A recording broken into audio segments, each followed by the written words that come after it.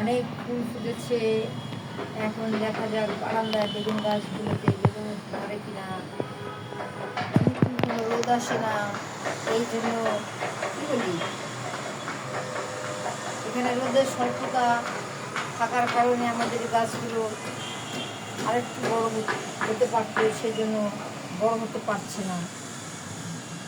উপর থেকে নিয়ে ফুল ইয়েটা বেগুন গাছটা উপর থেকে নেই, এর ডুবে নেই, তাহলে সুন্দর দেখা যাবে, ফুলটা ভালো করে ধরবে। হ্যাঁ, এই দেড় পুকুরে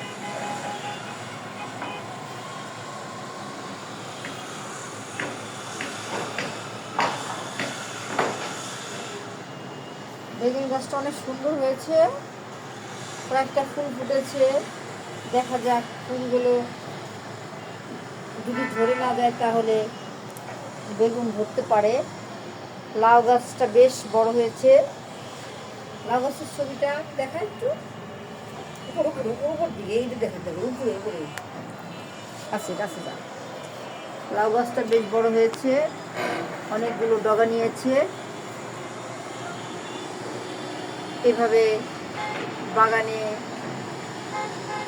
বা বারান্দায় লাউ গাছ আমরা লাগাইতে পারি, কচু লাগাইতে পারি, বিভিন্ন শাক জাতীয় গাছ বাগানে আমরা লাগাইতে পারি এবং শখ পূরণ করতে পারি। যারা যারা বাগান করতে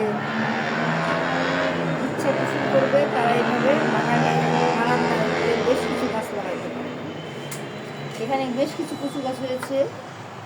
আমাদের একটা কচুমতি থেকে চারা গজাচ্ছে, কচুমতি থেকে চারা গজাচ্ছে।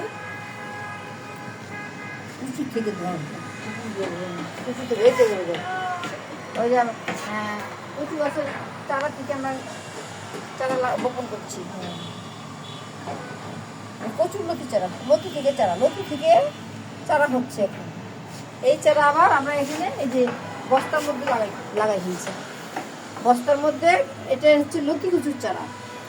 লতি থেকে আমরা চারা নিজে নিজে চারা দিয়েছি, সেই চারা আবার বস্তার মধ্যে লাগাইছি। বাজারের ব্যাগের ভিতরে আমরা চারা বসানো হয়েছে। দেখা যাক